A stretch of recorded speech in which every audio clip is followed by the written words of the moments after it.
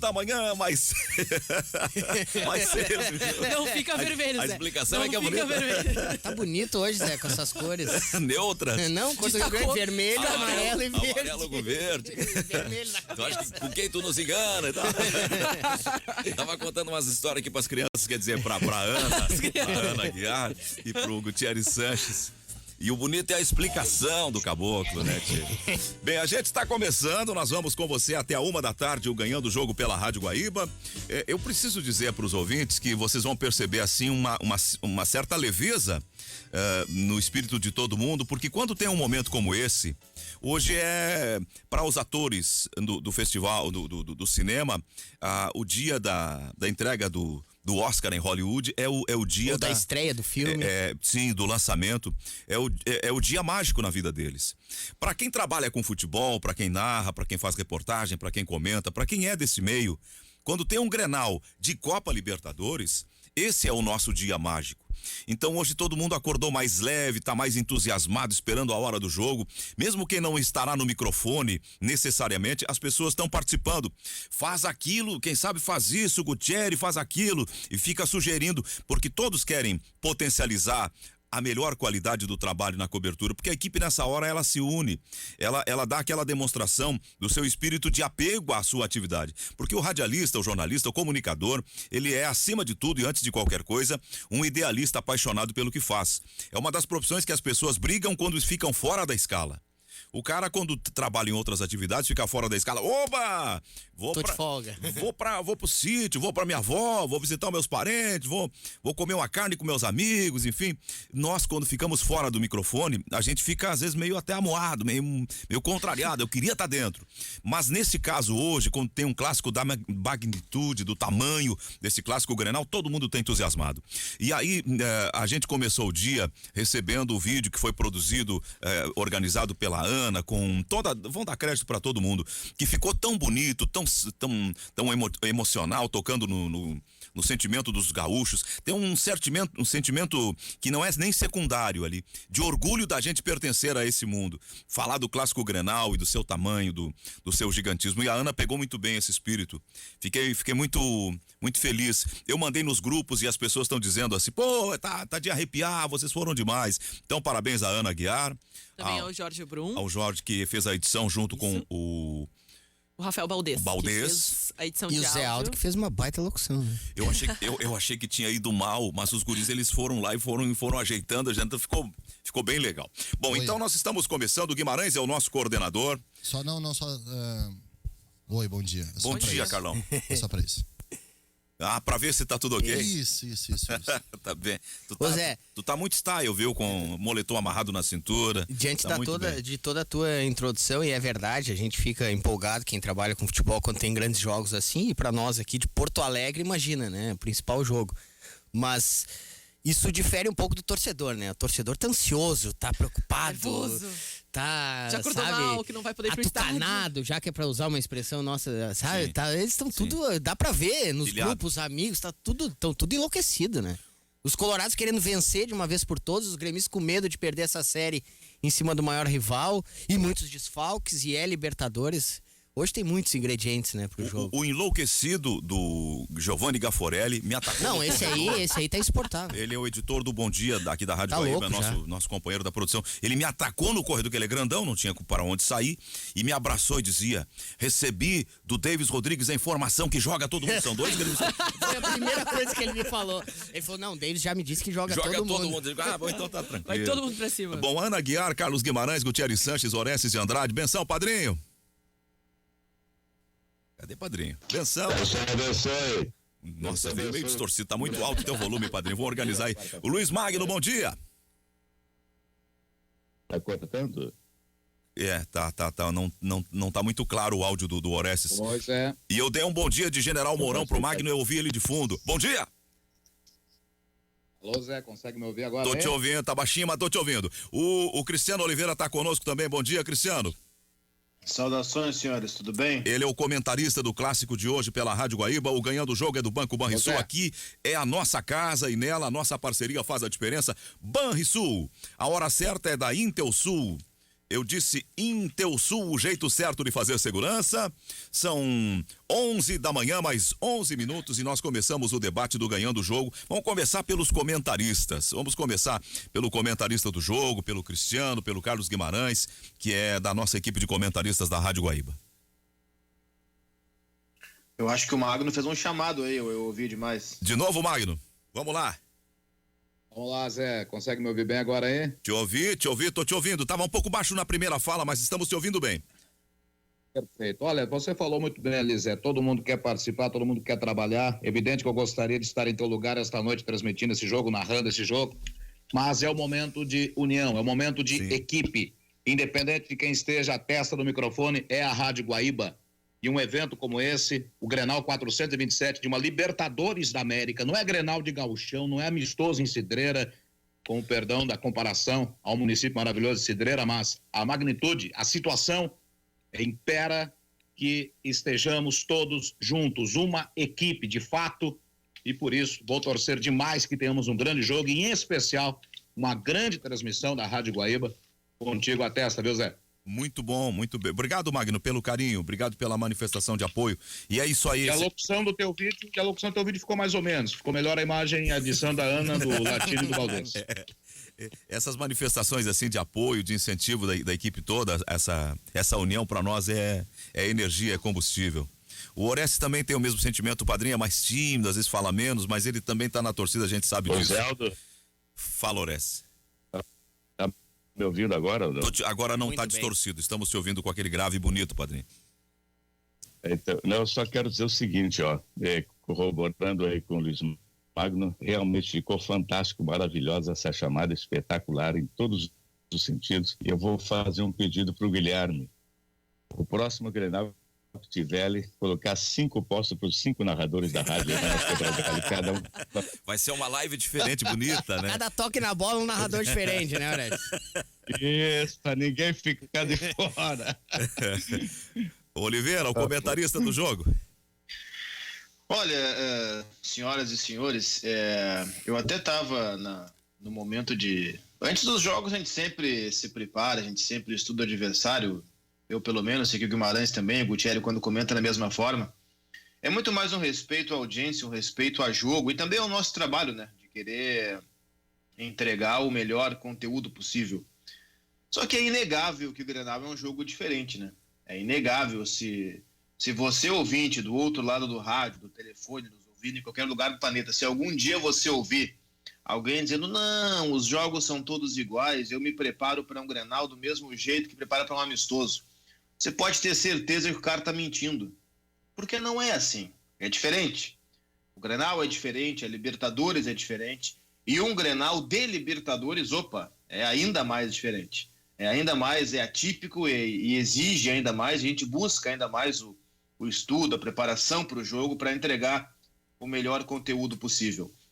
E aí, claro, na condição de quem vai comentar o jogo, tu olha vídeos, olha os jogos, vê os momentos, observa e tenta a partir daí fazer conjecturas. Tenta a partir dessa observação prévia, né, estabelecer aquelas velhas perguntas que a gente sempre ouve, não pode ser diferente, porque a nossa preparação para o jogo é uma e, como disseram antes, do torcedor é outra. O torcedor, ele tá enlouquecido.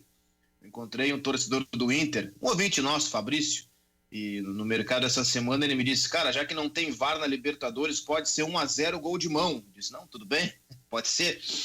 Mas, e as perguntas são as mesmas. Poxa, o que o Inter pode fazer para ganhar o Grenal? O que o Grêmio pode fazer para ganhar o Grenal? E aí a gente começa a olhar os pontos fortes de um, os pontos fracos de um e de outro, e a partir daí cria cenários, né? Cria possibilidades, cria conjecturas. E eu acho que é isso que a gente pode focar no dia de hoje. Porque o que vai acontecer depois, se o Eduardo Cudê vai ser elogiado, se vai ser criticado, se o Renato vai ser demitido, se vai ser mantido, se ele ganhar, se ele vai vir com a unha lá em cima ou se não vai, isso é secundário nesse momento. O que importa agora é a projeção.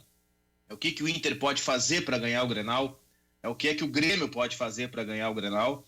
E aí essas informações são muito importantes, né? De quem é que joga, de quem é que não joga, de quem é que tem condição para 90 minutos, isso é importantíssimo. Nós tivemos Grenais recentes e aquele do Diego Souza foi decidido aos 48 do segundo tempo.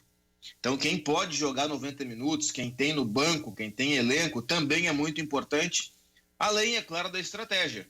Eu acho que no programa de hoje, ao longo dessas 2 horas, a gente pode se estender nisso, em quais pontos o Inter pode explorar e quais pontos o Grêmio pode explorar para o objetivo dos dois, que é o mesmo dessa noite, que é vencer o Clássico.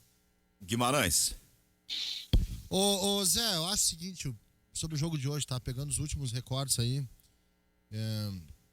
já falei várias vezes que não se separa do tabu, não se separa daquilo que aconteceu nos outros clássicos.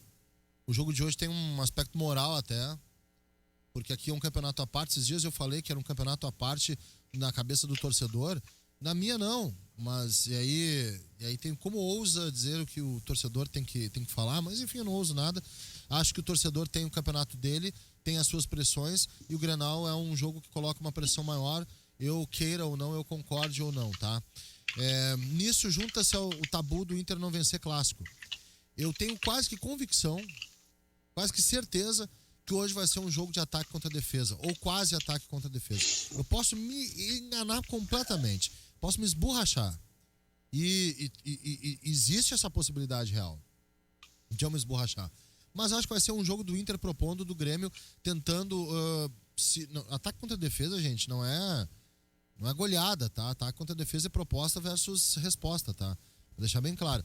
Acho que vai ser um jogo do Inter propondo, do Grêmio reagindo. Eu tenho quase certeza disso. Se não for isso, alguma coisa vai ser diferente. Vai ser criado um fato novo, assim, sem dizer que é fato novo, tá? Por que eu tô dizendo isso? Porque o Grêmio, nesse Campeonato Brasileiro, ele, nos jogos contra iguais, talvez com exceção ao jogo contra o Corinthians, que foi na Arena, mas o Corinthians tem uma característica defensiva e acho até que o Corinthians tem menos material humano, o Grêmio sempre foi o time que esperou. O Grêmio foi um time que esperou contra o Atlético Goianiense. Sim, o Grêmio foi um time que esperou contra o Ceará. Olha o nível dos adversários que eu tô falando. Fora de casa, sempre o Grêmio esperou. Sempre. É na mesma cidade, mas não é na mesma casa. O Grêmio sempre foi um time que deixou o outro jogar. E eu não acho que seja estratégico, tá? Eu não acho que seja estratégico. Eu acho que isso é incapacidade. Eu tô falando do Grêmio atual. Incapacidade. Talvez contra o Bahia tenha sido um pouquinho fora, com alternâncias. Mas eu vejo assim. E o Inter é um time que muitas vezes também propõe sem eficiência. Exemplo, jogo contra o Goiás. Exemplo, sim, jogo contra o Fortaleza. Primeiro tempo, não saía nada. Não fez nada, não fez gol. Poucas finalizações. Então, dito isto, eu acho que vai ser um jogo assim, em que a questão moral do Inter vai pegar no mental de precisamos vencer para não ficar como o time que não vence clássico. O Grêmio vai preparar o jogo como precisamos vencer para dizer que somos os reis aqui no Rio Grande do Sul, e a gente sabe que clássico afasta a crise, e só que na hora da proposta, eu acho que vai ser basicamente isso que eu relatei, viu, Zé? Vocês acham que vai ser um jogo A diferença, aberto, Magno? viu, Guto? Porque eu acho que vai ser um jogo bem truncado. Segundo o Guimarães, vai ser a iniciativa do Sim. Inter e a reação do Pois Grêmio. mas eu digo de criação de oportunidades, independente de um domínio ou de um time com mais posse, enfim, mas eu digo de criação de oportunidades, acho que vai ter, vamos ter poucas. Um pé na fala do Gutierre, Magno, antes de ti. Eu tô com uma dificuldade de fazer a projeção do jogo. Ontem o Bruno Ravazoli fez uma interessante provocação a nós. Quais são os jogadores que podem decidir o clássico? Eu disse assim, Magno. Se jogar Jean-Pierre, jogador que pode decidir o clássico numa bola de média distância. PP, se jogar, pode decidir num lance pessoal de velocidade, ultrapassagem, definição, infiltração, cabeceio, uma jogada diferente, de característica individual. Se funcionar o balão, o chuveirinho, o Renato Bol, pode Diego Souza decidir o clássico numa cabeçada. Tem algum microfone no ar. Se jogar, por exemplo, se for pro lado do Internacional, se Abel Hernandes estiver em campo... Aqui, desculpa. Se Abel Hernandes estiver em campo, ele é um jogador que deu uma demonstração de capacidade de bola aérea outro dia espetacular na Copa Libertadores. E Bosquilha, eu também vejo nele uma possibilidade de decidir. E Galhardo, mas não sei quem vai jogar. Então, a gente não tem essa certeza, Mas fica difícil. acho que Bosquilha e Galhardo vão estar em campo, né? O Inter precisa muito deles. Magno. Dois pensamentos. Orestes, rapidamente, Não, Orestes. pode ir, Eu imagino fica à da vontade. seguinte forma: são duas situações. A primeira, quanto à diferença do Grenal em relação a outros jogos, independente da competição. Digamos que, hipoteticamente, hoje vença o Grêmio e lá no final da competição o Inter seja o campeão da América. Mas os gremistas vão dizer: mas o Grenal, quem venceu, o Grenal de Libertadores, até porque o outro foi 0-0, quem venceu o Grenal foi o Grêmio. Tem esse sentimento. E o mesmo vale para o torcedor colorado. O Grêmio foi campeão, mas quem ganhou o Grenal da Libertadores foi o Inter. Esse é o primeiro ponto. O segundo, projetar o jogo, se a gente se basear naquilo que viu na Libertadores até agora dos dois, é o Inter atacando desde o princípio, uma pressão, o Grêmio tentando se defender, a julgar todos os últimos jogos da Libertadores. Entretanto, isso eu imagino racionalmente. Só que a realidade pode ser bem diferente. Pode ser um grande jogo, com gols dos dois times, não só gol, mas gols dos dois times, um novo empate e ficar por isso mesmo. Ficar por isso mesmo. Os dois encontros de Libertadores, a menos que eles vão novamente se enfrentar lá adiante. Agora, uma outra possibilidade é pela tensão da partida não se sair do zero. Pressão de um lado, defesa de outro e não se sair do zero. Mesmo caso do Enfim, primeiro, né? É muito complicado, exatamente, Guti. Não pode muito chegar naquela complicado. ebulição de virar uma briga depois, né? Ah, não. Exato. É diferente a tensão do brasileiro e de um gauchão. A Libertadores vem mostrando isso desta maneira. Eu acho que o segundo Grenal... Rapidinho. Perdão, vai. Só pra testar que eu tive que fazer uma troca aqui. Tô tudo chegando bem. tudo bem, Tá tô tudo tranquilo. bem. Ouviram o outro fora do ar que eu falei? Vambora. Mas foi baixinho, né? Não. Vai, segue. Vida que segue, bola. Então, vamos lá. Bola ao centro. Não, a gente tava falando da tensão, talvez não tiver... É difícil dizer que não tem, porque é Grenal, porque é Libertadores e principalmente porque teve briga no final daquele primeiro jogo. Mas seria um tempo menor e eu não sei se esse tempo menor não deixaria as coisas ainda muito quentes ou esse tempo tão grande entre um e outro por causa da paralisação e tudo mais, e, né, a gente ficar alimentando, conversando, debatendo tanto até voltar o outro Grenal e julgamentos e suspensos e quem vai pro jogo, quem não vai. A gente ficou tanto tempo aguardando ele que eu não sei se ele também não tá tão quente ou esfriar é impossível, né? Como eu disse, por ser Libertadores, por ter toda a tensão do último clássico, por ter sim essa série do Grêmio, é inegável, isso faz com que o Grêmio queira mantê-la e faz com que o Inter queira, obviamente, encerrar, mas eu acho que vai ser um jogo muito mais nervoso do que normalmente já é um clássico Grenal. Eu tô pegando aqui alguns números do jogo, na verdade do jogo não, o jogo nem começou, imagina. Os números da Libertadores, para pegar esse aspecto aí, esse recorte de 3 jogos, tá? Eu tô descartando aquelas fases prévias do Inter, porque senão ficaria, imagina, seriam 7 jogos do Inter contra 3 do Grêmio, seria, né, não haveria um peso igual. Então eu vou pegar esses 3 jogos porque eles pegaram os mesmos adversários, né? Teve o Grenal, os 2 jogaram contra o América, os 2 jogaram contra o Católica. Olha os números que a gente tem aqui, ó. Em termos de posse de bola, a média do Inter é de 55% e a média do Grêmio nos jogos é de 43%. O Grêmio teve menos posse de bola nos seus 3 jogos da Copa Libertadores, tá? Inclusive no Grenal. O Grêmio são 32 times na fase de grupos, tá? O Inter tem a 10ª melhor média e o Grêmio a 23ª melhor média. Quer dizer, o Grêmio já na risca das piores. Esse dado aqui que eu vou trazer agora, ele é absolutamente estarrecedor.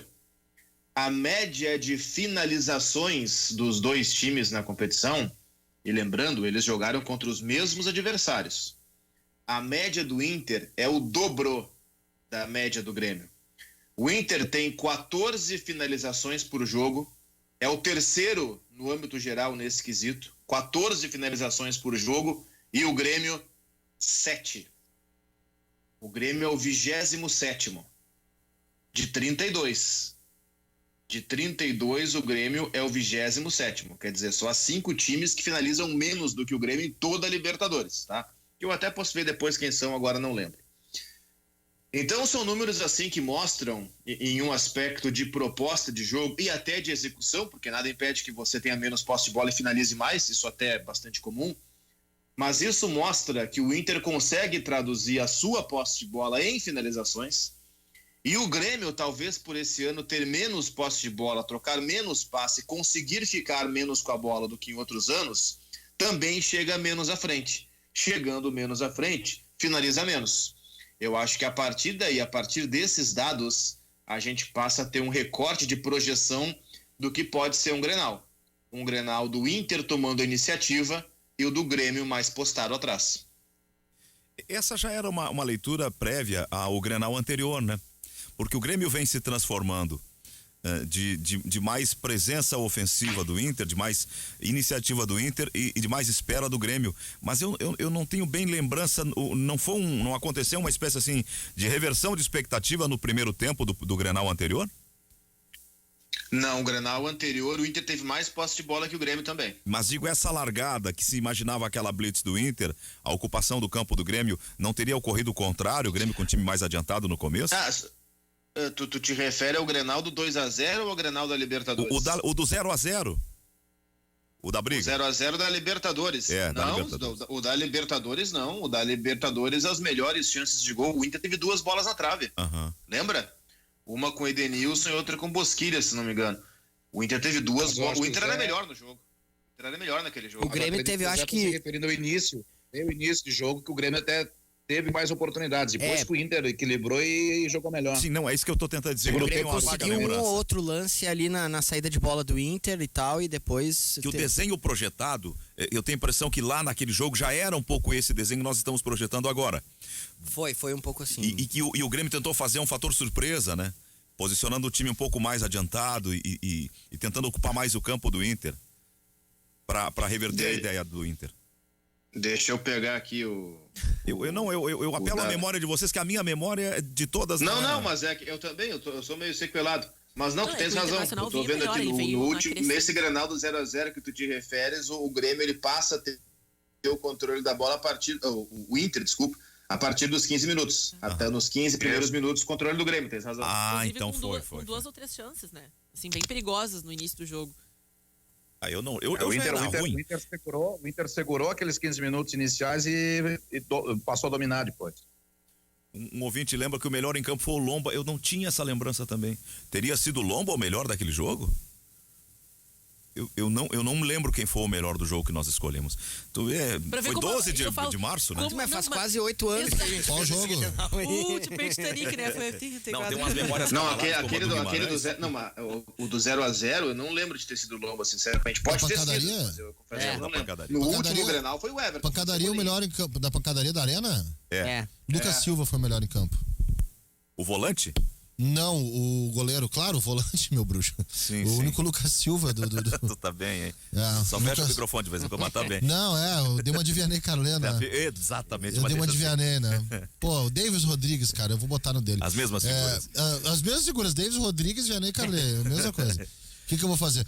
Foi o Lucas Silva eleito o melhor em campo naquele jogo. Então, votou todo mundo também, né? É o chamado Grenal da aglomeração aquele. Foi. Era pré-pandemia, né? Até se discutiu o cancelamento, né? Isso, da partida, inclusive o cancelamento do público, né? Aí, como todo grande Grenal, depois do Grenal a gente vê. Depois do Grenal a gente... O ouvinte vai aguentar até ali, depois ele vai começar. E o eleito melhor em campo foi o Lucas Silva. O Lucas Silva. Eu não lembrava disso. Eu me lembro que o Lucas Silva conseguiu eu acho, finalização de longe no final, assim. Foi meio perigosa. Quem ficou fora dos volantes, que vai fazer a estreia no Grenal, hein? Perdão, não peguei, Horácio. Quem? Quem estreia no Grenal? Se não joga... que vai fazer essa... A informação é de que o Jeromel não joga, então com isso o Rodrigues. Abel Hernandes estreia em Grenal. Também. Saravia. Leandro Fernandes. Não, Saravia jogou. Diogo Barbosa. Diogo Barbosa, sim. Saravia jogou. O Abel não pode fazer. Abel. Mais caras que entrar, tipo assim...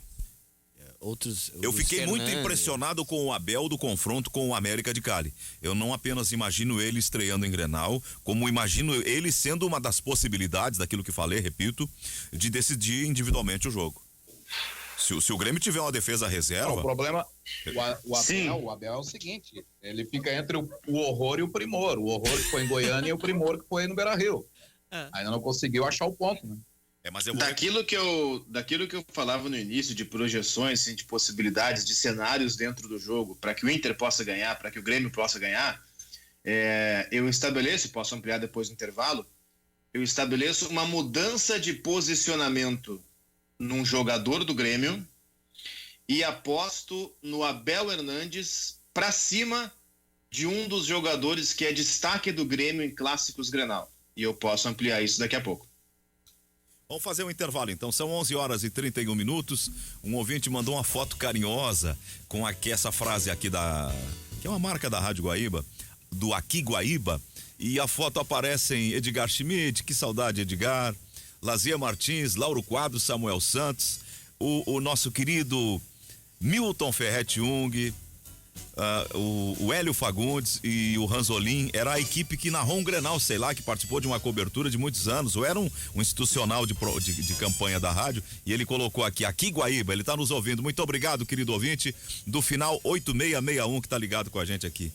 São pessoas que ao longo da vida, ao longo da existência, se habituaram a acompanhar a Rádio Guaíba e recordam as diversas formações da equipe de esportes e que estão sempre conosco em todas as horas e na hora do Grenal ainda mais. São 11h32, intervalo no Ganhando o Jogo para o Banco Banrisul, nós já voltamos.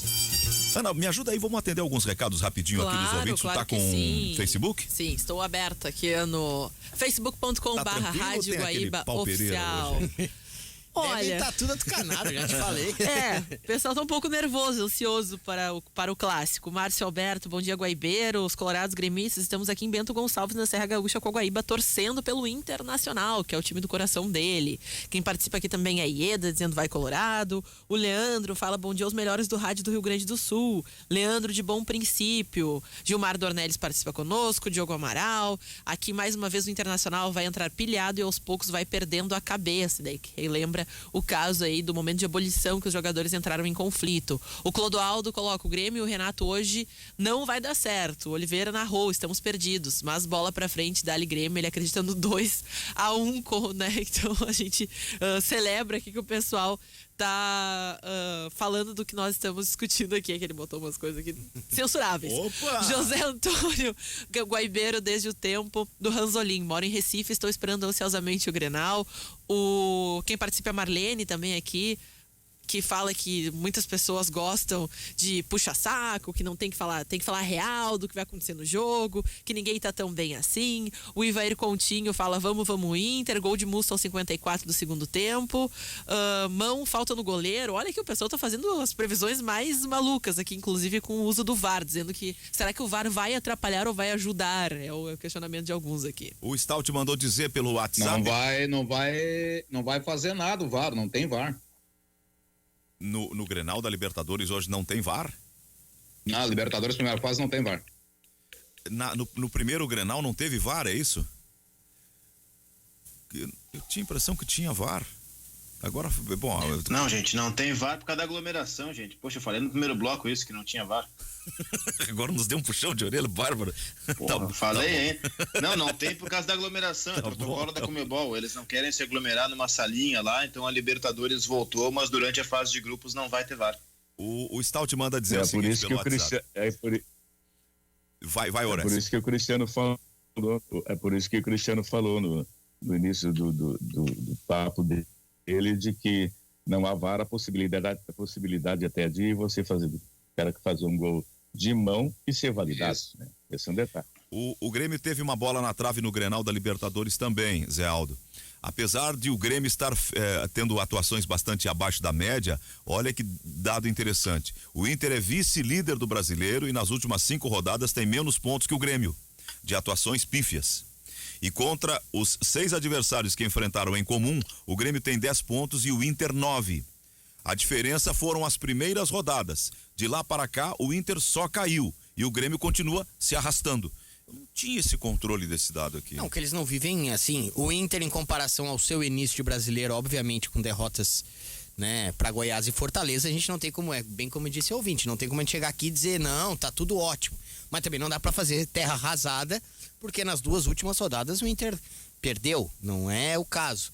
E o Grêmio, o Cristiano bem disse, o Guimarães também, o Grêmio ainda está, obviamente, faltando muita coisa, mas eu acho que deu essa estancada, assim, no meio-campo, mais marcador, ainda que o Darlan, eu acho que precisa evoluir muito. O Matheus até melhorou, pisou mais na área no jogo contra o Palmeiras, vai ter que fazer isso, né? Se for ele o cara mais à frente dos 3 meias, dos 3 volantes, ele vai ter que fazer isso. O Grêmio modificou o seu jeito, ficou mais, entre aspas, seguro do que antes, não expôs tanto os seus zagueiros. No entanto, não vem numa fase macro vivendo uma grande fase. E o Inter micro também não vem vivendo, apesar de ter vencido o América, mas no segundo tempo também sofreu contra o time de Cali.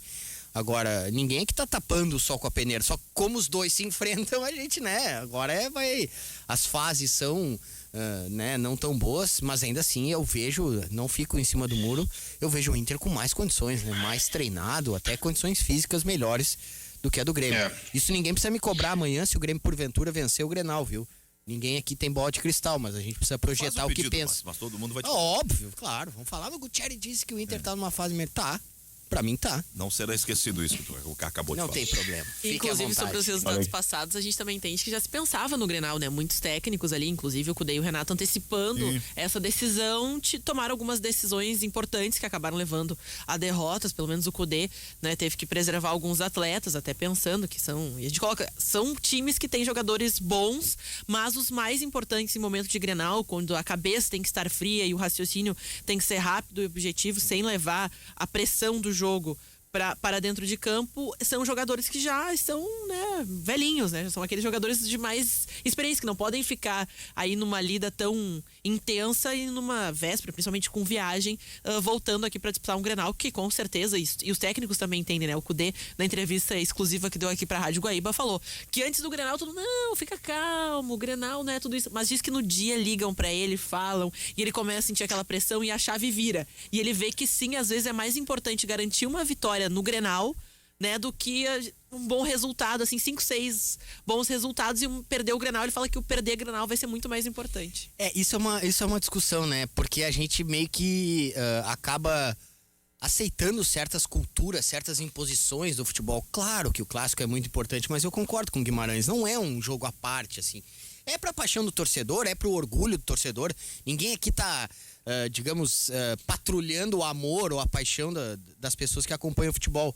Mas, ao mesmo tempo, não deixa de ser um jogo em que, digamos o Cudê, que é o caso dele, não vem vencendo, os números estão aí, os clássicos, no caso. Se o cara tá bem no Brasileiro, na própria Libertadores, vem fazendo boas campanhas, mas não vai decidir nada, né, Guti? Exato, assim, tá com não dificuldade de vencer seu rival. Hoje, ganha hoje, só não tá é fora. O fim do mundo, sabe? A dificuldade de vencer o seu rival. Uma coisa é somar uma derrota do clássico a derrotas, por exemplo, e aí a gente tem que considerar, para Goiás e Fortaleza. Aí talvez se faça uma pressão um pouco maior. Mas, cara, de jeito nenhum aqui levantar, digamos, suspeita para treinador ter que sair ou sofrer pressão. Acho que são fases. O chamado condicionamento. Exato. Se perder o Grenal, o Tchatcho de novo, acontece. Eu não sei se os comentaristas têm essa visualização também, mas eu projeto que se confirmar isso que está se especulando, eventualmente, da volta de Jeromel e Kahneman, que possa estrear desde o princípio o Diogo Barbosa na lateral. O contrário seria, uma vez que tenha que improvisar ali, mas jogar com reservas com Juan e com Rodrigues, a manutenção do Bruno, porque o Cortez ele dá uma cobertura de área na bola aérea, na função de terceiro zagueiro, muito melhor que o Diogo Barbosa. Então eu vejo essas duas. Isso é em tese, porque o Diogo Barbosa não estreou ainda. Em tese. Não, mas por vocação, né, Guimarães? Não, em tese, né? Não, o Diogo jogou contra o Palmeiras. É verdade. Ele foi titular contra o Palmeiras. Mas ainda é em tese por conta de uma como é que eu vou te dizer? De uma comparação de um jogo versus 4 temporadas, né? Então, sim, em tese. Mas eu acho que a questão principal aí é o ritmo, né? Tu não vai ter os dois 100%. Tu não tem como ter 100% a defesa do Grêmio hoje. Mesmo quem vai jogar, não vai estar 100%. Ou quem não vai jogar, desfalca. Eu tô aqui, ó, Entendi. com os tweets do Rafael Pfeiffer abertos. Ele falava ontem no Repórter Esportivo sobre isso, eu abri os tweets aqui para pegar certinho, porque informações foram surgindo à noite. A primeira informação que ele colocou foi a seguinte: a principal dúvida no Grêmio é quanto à presença de Maicon no time titular. O Maicon está sendo preparado para jogar, mas se não jogar Maicon, joga Lucas Silva. Kahneman e PP estão garantidos. Jean-Pierre deve jogar. Jeromel está fora. E aí depois ele coloca uma informação que ele corrige na sequência, então eu já vou para corrigido aqui, que é o Grêmio provável para o Grenal: Vanderlei, Vitor Ferraz, Rodrigues, Kahneman e Diogo Barbosa. A escalação inicial tinha Cortez e horas depois ele coloca a informação da noite que Diogo Barbosa deve ser titular no Grenal. Então Vanderlei, Vitor Ferraz, Rodrigues, Kahneman e Diogo Barbosa. A dúvida: Maicon ou Lucas Silva, Matheus Henrique e Jean-Pierre, Alisson, PP e Diego Souza. Esse é o Grêmio que o Rafael Pfeiffer está trabalhando. Mas olha, esse time tira o favoritismo do Inter, se confirmar. Não, mas aí tem outra coisa, tem que ver com o ritmo. Depende. Tem a ver com o ritmo. Como é que vai estar cada um? Como é que vai estar cada um? Se há dúvidas, e se há preparações, e se há desentrosamento, se há cara jogando a segunda partida, e se há cara voltando de lesão, e existe todo um retrospecto recente. Tem um monte de contexto. Não, existe outra coisa, Guimarães. Olha o que a gente falava na primeira hora, de imaginar o Inter propondo e o Grêmio reagindo. Quem é melhor para reagir? Eu não tô perguntando quem é mais jogador, tá? Tô perguntando quem é melhor para marcar. O Lucas Silva ou o Maicon? O Maicon, Então, se você entra em campo com uma ideia de reação e o teu meio-campo tem Maicon, Matheus Henrique e Jean-Pierre, nenhum deles é marcador, eu acho que dá para ligar um alerta nesse meio-campo. O Maicon não sabe reagir. Mas aí tem uma coisa, tá? Também pode indicar uma transformação no jeito de jogar. Ou seja, indicar uma tentativa do Grêmio propor. Porque sim, se for Maicon, Matheus Henrique e Jean-Pierre, é um meio de campo de pura proposta, é um meio de campo de pura retenção não, mas pura manutenção de bola e organização ofensiva. Mas sem ritmo, né, Guimarães? Sem ritmo. Sem uma outra coisinha também. Michael e Jean-Pierre na ponta dos cascos já são jogadores mais cadenciados uma outra e tal. coisinha, tá? Sem saúde e intensidade. Isso. O negócio é o seguinte: com a bola no pé, o Zé Alto fala do favoritismo. Pra mim não muda esse favoritismo, tá? Porque com a bola nos pés, vamos trabalhar as fases do jogo aí. Com a bola nos pés, eu concordo que melhora, porque os caras têm mais qualidade.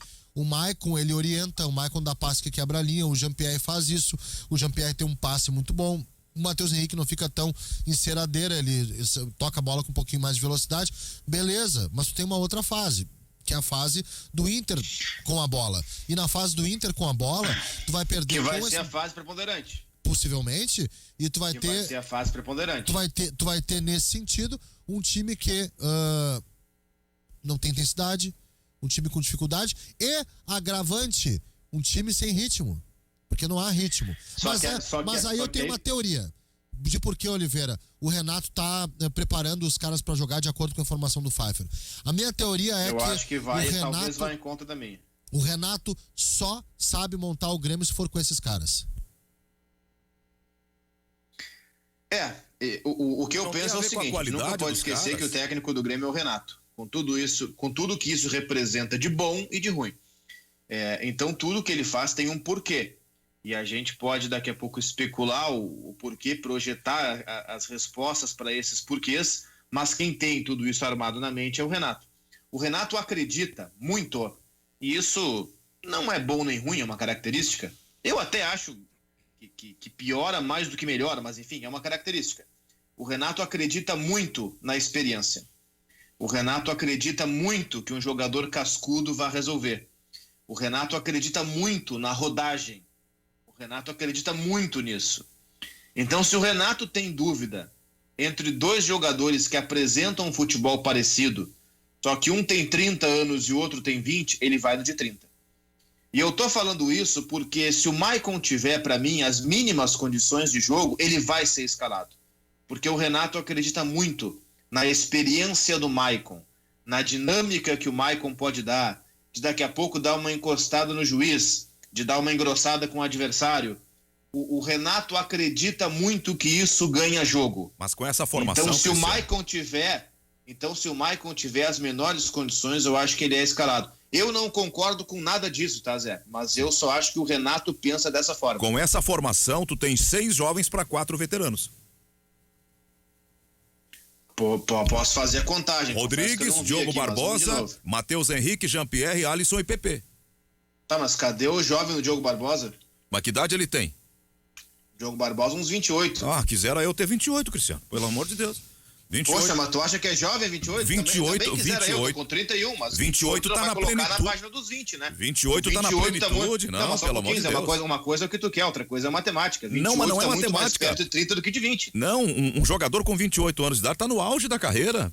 Atlético. Sim, mas não é jovem, é isso que eu tô dizendo. Mas não é veterano. O Diogo Barbosa na barca dos jovens. Ele pode não ser veterano, mas jovem também não é.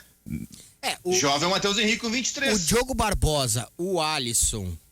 Agora me fugiu o outro que tem 28, Cristiano, me ajuda. Vou te dar o que eu... o Lucas Silva, 26. Os que eu considero novos. Esses caras estão em idade média de jogador. Na escalação anunciada aí. Mas o Lucas Silva deve ser reserva por essa escalação. Mas tem outros, é isso que eu ia falar. Esses caras, é que normalmente ele também tem jogado. Eu digo dos caras de média. Na escalação do Pfeiffer, jovens são o PP, o Alisson, o Jean-Pierre, Matheus Henrique, Rodrigues.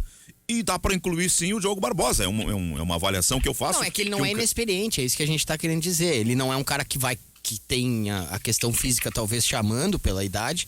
Isso é que nem é o caso, né? Caras com 32... Falta de ritmo de jogo, falta de condição muscular, atlética, essas coisas. Bom, isso pode pesar, mas não a idade, se for essa a formação. Não, vamos fica lá, equilibrado o time.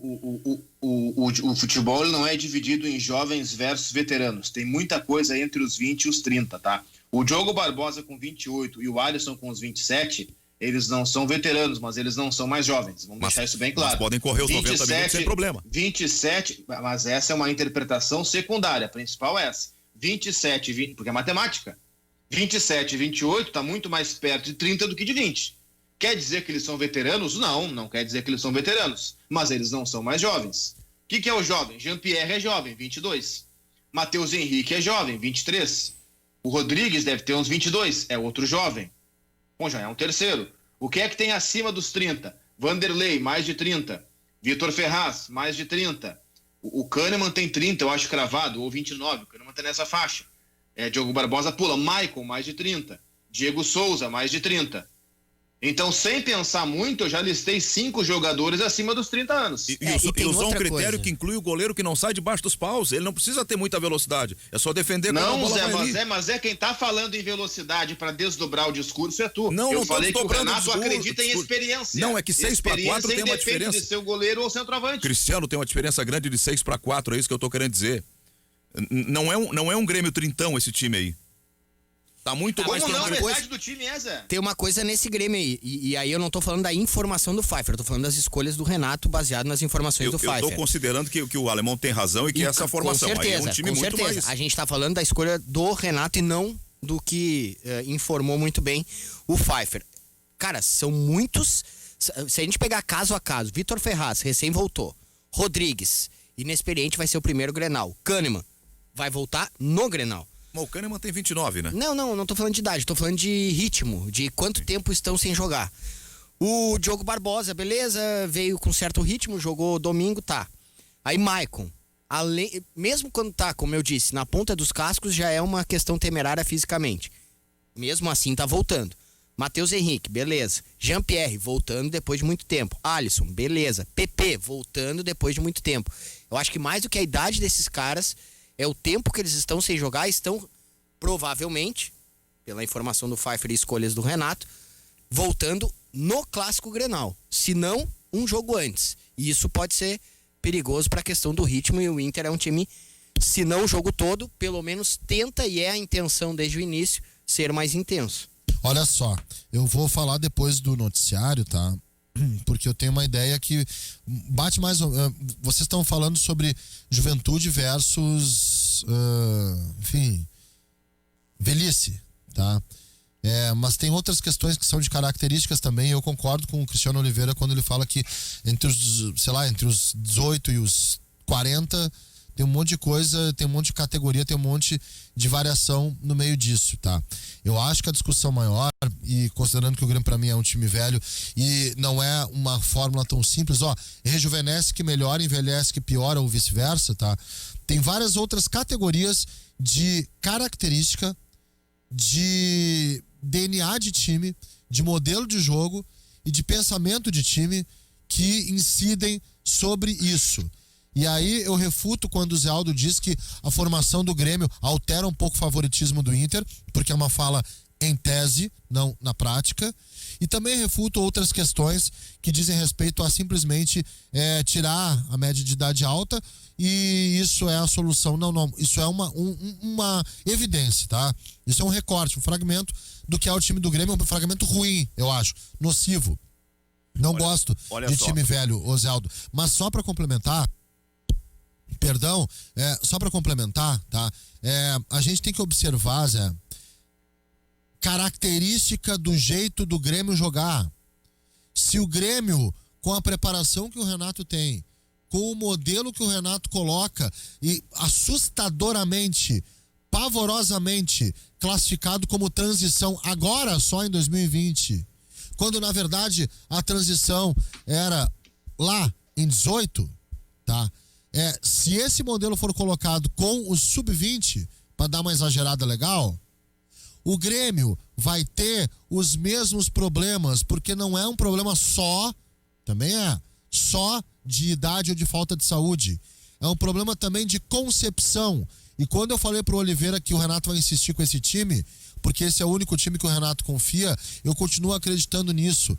Talvez alguns, tipo Ferreira, tá, deem provas contrárias do Renato em campo, mas eles vão precisar do campo. Eu tenho uma séria impressãozinha, tá, que se o Everton, o que veio do São Paulo, tivesse sequência depois daquela bucha lá contra o Caxias, eu tenho uma leve impressãozinha de que na disputa entre Everton e PP ele daria preferência ao Everton. Eu tenho essa leve disputa. O que é um erro, né? Gente, meio-dia, eu preciso fazer um noticiário. Vai lá. Já voltamos. Não chegamos a não trabalhar. Chegaram a trabalhar. Não. Mas já jogamos bola junto. O Gufo não... é um baita cara. Um baita cara. Eu gostava da fase rapper dele. Tu acha que ele vacila, não? Um pouco. Ele não manda mais recado porque ele acha que eu ignoro os recados dele e não é verdade. O Gufo é um tá cara carente legal. o Gufo?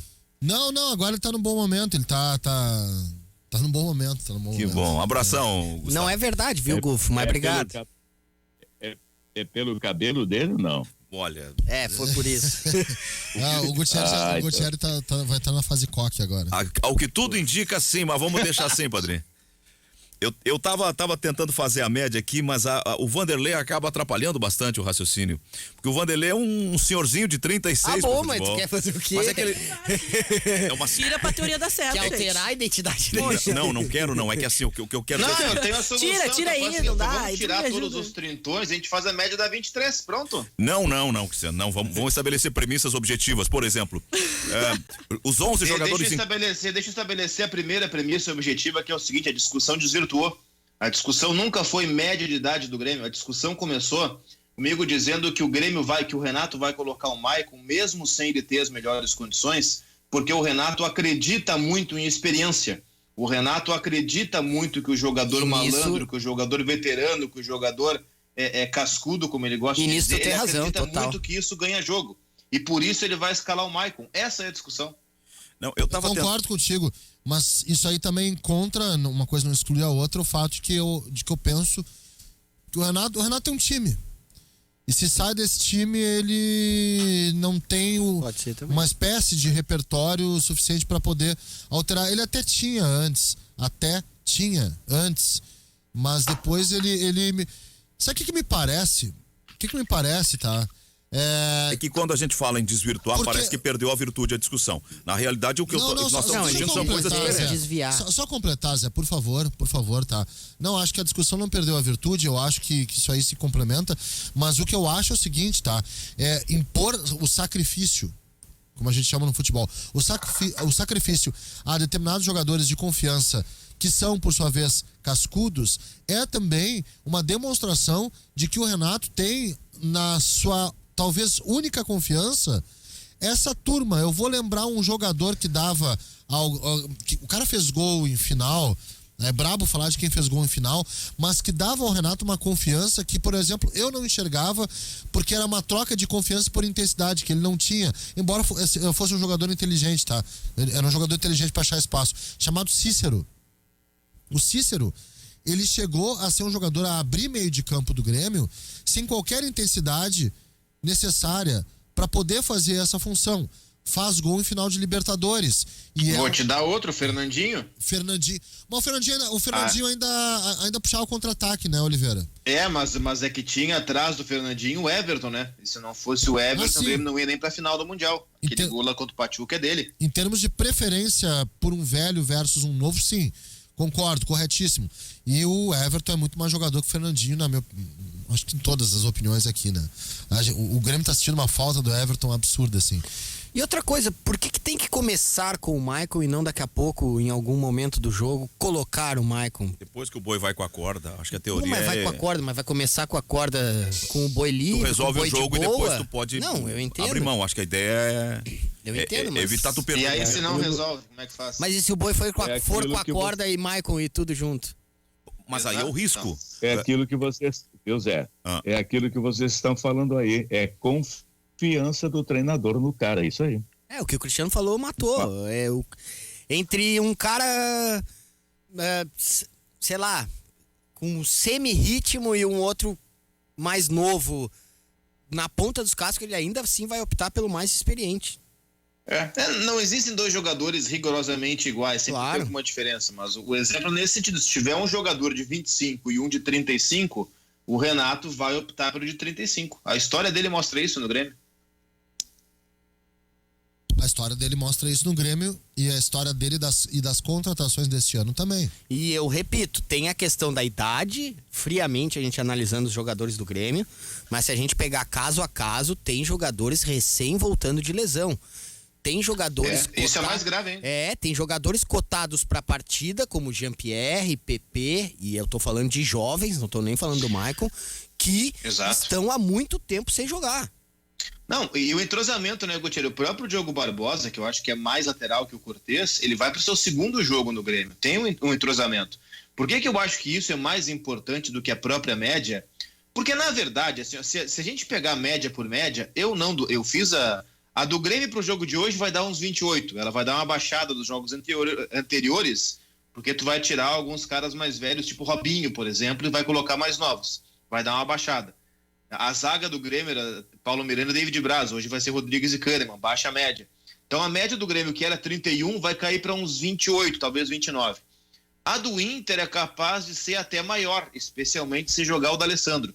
Só que a questão é essa que o Gutierrez menciona da parte física, ela é tão ou mais relevante. É claro que um jogador voltando de lesão e tendo uma idade avançada, como o Maicon, o risco é maior do que um cara que volta de lesão com menos idade, como o caso do PP. Embora o PP, ele vai para o choque, ele vai para o drible o tempo inteiro. E é justamente o PP que eu queria abordar. Do primeiro para o segundo bloco eu deixei um destaque que eu experimentaria para o jogo de hoje uma inversão de lado do PP.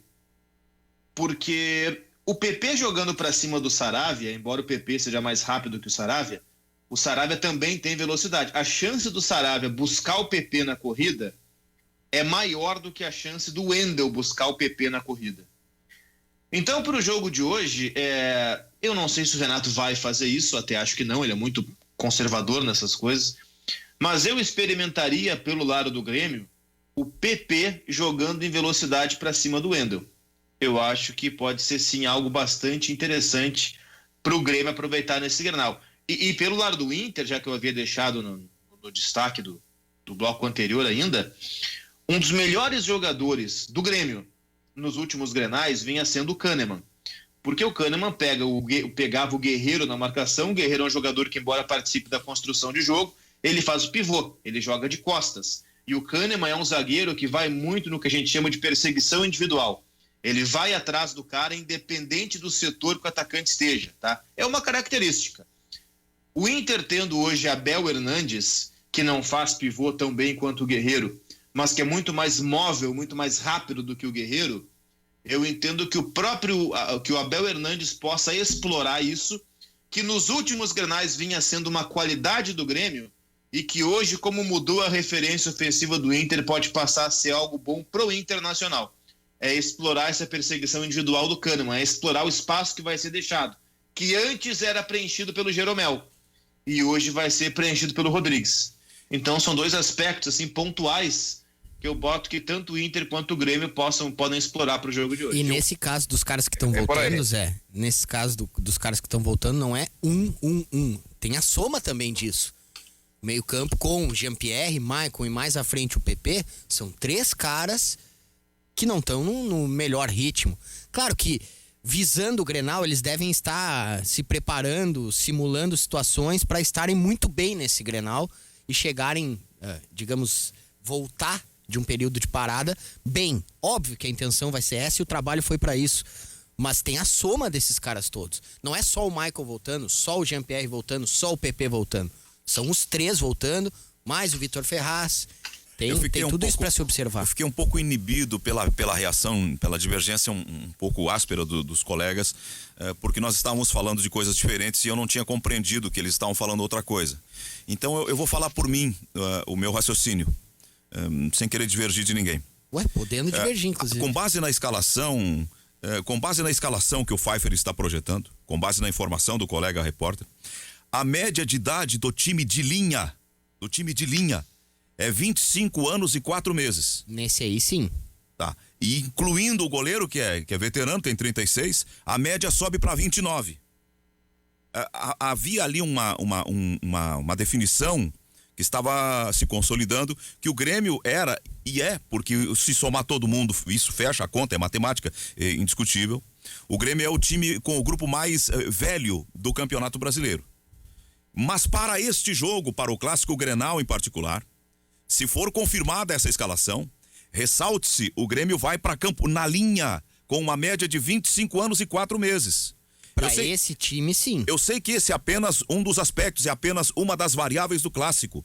Porque o Grêmio vem com um monte de jogador machucado, que vão entrar ainda no sacrifício, ainda não em mas total ritmo, em que mas baixa a faixa etária. Mas tu concordas isso pode ter alguma valência. Que em vários momentos a escolha era, por exemplo, Robinho e um garoto, era Robinho. Everton e um garoto, Everton. Ou seja... Tá, mas quando eu tô ganhando e a torcida não tá me pedindo fora Renato, eu vou pela minha cabeça. Mas eu sou teimoso, mas não sou surdo e não sou burro. Então, quando eu começo a sentir que a água tá batendo no queixo, para lá um pouquinho, eu não vou continuar remando. Eu vou daí nos caras mais velhos. Vamos fazer uma mescla aqui e tal. Eu acho que pode o raciocínio do Renato tá se baseando em cima de uma realidade objetiva. Não tá dando resultado só jogar com jogadores mais veteranos. Quem sabe ele tá reconsiderando valores, conceitos, pode ser. Então, quando eu disse assim, se há um favoritismo do Inter, diante dessa formação, se jogar com esse time, eu não considero que há mais favoritismo.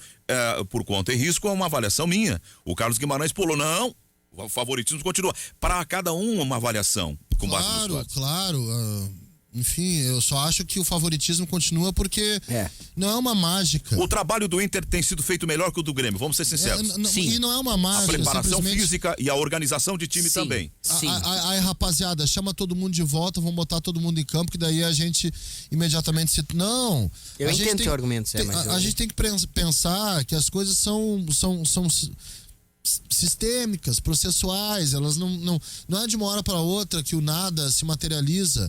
E outra coisa, a própria noção de favoritismo é uma noção pensada muito mais em tese do que em prática, né? Porque em tese baseada em práticas passadas. Porque no futuro o favoritismo se materializa dentro de campo. O Grêmio era favorito contra o Sport, muito favorito contra o Sport Recife.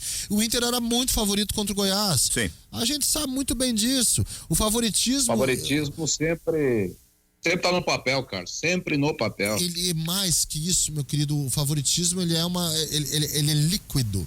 Ele é uma liquidez. Ele não é uma sustentação prática. Ele é um pensamento, ele é uma abstração, não é porque é baseado em coisa concreta, mas ele é um pensamento baseado em coisas passadas que dentro de campo pode ser desmentido. E mais, eu acho que é só o futebol ou um que outro esporte num dia ruim de um favorito que isso se materializa, entendeu? Por isso que o futebol, o pior, é capaz de vencer o melhor e tá tudo certo. Entende? Não entendi teu raciocínio, Carlão. Entendi. Tem uma situação bem clara que a gente vem falando já desde o começo do ano. Aparentemente, o Grêmio teve um prejuízo no trabalho por conta da característica do Renato de ser grupo de risco e ter ficado distante e não ter podido fazer um trabalho.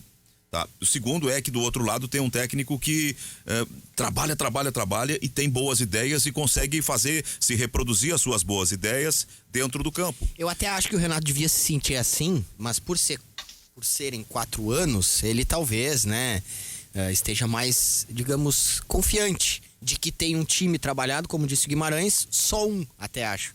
Mas o Cudê, talvez pela pressa, por ter recém-chegado, ele tá buscando mais, né, uma mecânica de jogo, alternativas. Precisa conhecer melhor as peças. E ele trabalha podem... mais essas peças, né? Ele tem trabalhado mais. O Renato, a gente pode dizer que ele trabalhou muito mais nos últimos 4 anos. Mas por transição que o Grêmio vem passando, ele tem que trabalhar mais esse time. E aí, uma coisa que pode acontecer, Cristiano, e aí o Zé pode ter razão, daqui a pouco, e o futebol algumas vezes demonstrou isso, esse time todo aí que vem voltando e tal, junto, poder na memória muscular dos caras voltar a jogar. Jogar alguma coisa a mais. Mas eu confio mais no trabalho que o Inter vem fazendo agora. É por isso que eu lancei aquela pergunta ontem no programa de quem a gente achava mais técnico, e o meu voto foi para o Eduardo Cudê. Mas dessa transição que passa o Grêmio, que é uma transição longa, que é uma transição barra-queda que já vem de alguns anos, o Grêmio desse ano, dessa memória que o Gutierrez se refere, que pode ser uma memória coletiva de um aspecto de conjunto, e isso pesa, mas ainda assim o Grêmio provável do jogo de hoje é um Grêmio que tem pouquíssimos remanescentes dos anos anteriores. O Vanderlei chegou esse ano, Vitor Ferraz chegou esse ano, o Rodrigues estava no Grêmio, mas era sempre um reserva, e imagina, 3º, 4º, 5º reserva às vezes, né? O Rodrigues é o 5º zagueiro do Grêmio. Ele tá atrás de Jeromel, Kahneman, Paulo Miranda e David Braz. Ele é o 5º. Então, bota ele nessa linha também. O Kahneman, esse vem de algum tempo. E o Diogo Barbosa é uma novidade. Então, da linha defensiva, se você pegar do goleiro, passando pela direita, por toda a zaga e até a esquerda, desses 5 jogadores, só um vinha sendo titular do Grêmio nos últimos anos, que era o Kahneman. E aí vai pro meio. Aí tem o segundo, que é o Maicon. O terceiro, que é o Matheus Henrique. Tá, vamos lá, vamos colocar o Jean-Pierre, porque já vem de algum tempo. Assim como o Alisson, o PP passou a ser titular agora, ele era reserva do Everton até 2 meses atrás, e o Diego Souza chegou esse ano. Então é mais de meio time de jogadores que ou chegaram esse ano ou assumiram titularidade há pouco tempo, como é o caso do PP, saúde, e também em relação ao Rodrigues, que vinha sendo 5º reserva e hoje vai jogar porque os demais estão lesionados ou suspensos. É um Grêmio bastante modificado também, né? Então até mesmo essa memória coletiva dos últimos anos, ela pode ficar prejudicada porque são poucos, né, os remanescentes das últimas campanhas vitoriosas. O Zé Aldo. Fala, padrinho. Em relação ao time que o Pfeiffer colocou aí, que deve ser o time que vai jogar hoje, com o retorno daqueles cascudos do Renato Portaluppi, aqueles jogadores que estão entregues ao departamento médico, eu acho que o Internacional chega fisicamente melhor, mais preparado, e eu não tiro o favoritismo, embora pequeno, do Internacional, embora o Grêmio venha com praticamente os titulares. Acredito que o Internacional, pela preparação física, pelo que vem apresentando, pelo futebol que está mais organizado que o Grêmio, eu ainda acredito que o Inter é o favorito para o Grenal de hoje à noite. Sim, pode ser, Orestes. O que nós estamos discutindo assim, ó, tem variáveis no favoritismo e eu tô propondo um raciocínio apresentando outras variáveis. Por exemplo, o Renato é um técnico que está sob risco, sob pressão. Tu acha? Eu acho que mais externo. Uma derrota pode levar a uma pressão insuportável. Então, pode o Renato ter feito o pacto com esses caras e vamos jogar por nós, vocês jogam por mim, eu tô aqui por vocês. E ele pegar os caras mesmo que não estejam 100%, mas que têm qualidade. Daí é pensamento mágico. E mexer com a cabeça dos caras. Pois é. Mas eu não vejo magia em fazer um jogador que tenha qualidade mostrar a qualidade. Não, Zé, mas se ele tá sem as melhores condições pra isso, ele não vai conseguir. Mas É um esporte físico. Mas um cara ruim Não mesmo tem mobilizado, não tendo magia. qualidade, não vai mostrar qualidade. Agora, um cara com qualidade, ele pode estar atleticamente descontado, mas ele vai se esforçar, se empenhar e minimamente ele vai demonstrar essa qualidade. Isso aí é Mas aí entra outra questão, meus amigos. O Renato fez 2 primeiros anos maravilhosos no Grêmio e os outros 2 anos se escorando naqueles 2 primeiros anos. Chega um momento que essa história do vamos jogar por mim, vamos lá, cansa, meu. Claro que cansa, é um saco. Tá certíssimo. Discordo profundamente dessa tua premissa aí, Zé, da qualidade versus... tô estrupiado, mas sabe jogar, senão a gente chamava... Essa é a lógica do Renato. O cara tem 35, não se aguenta em pé. Não, mas peraí, ele sabe jogar, opa, bota. Essa é a lógica do Renato, que forma o time mais velho.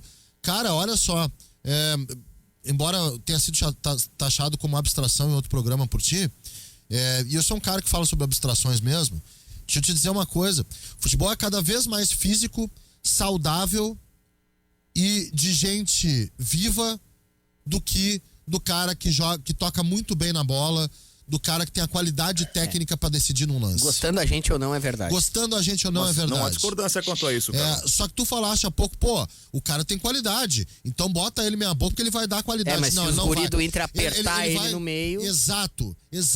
Eu vou meter 3 pra cercar esse cara e a qualidade ele não vai ser suficientemente capaz de deslocar os 3, porque eu ponho 3 nesse cara e até ele virar pra achar outro, eu já tô com 3 no outro. E olha que o Michael é um monstro. E ele vai cara. ficar parado. Eu sou fã do Michael, um jogador verdade. mais inteligente do Grêmio, e acho ainda que o Michael pode aumentar a taxa cognitiva do time do Grêmio, tá? Só que, se tu quer o Michael, Zé, vamos lá, vamos gerar algumas compensações pra ele.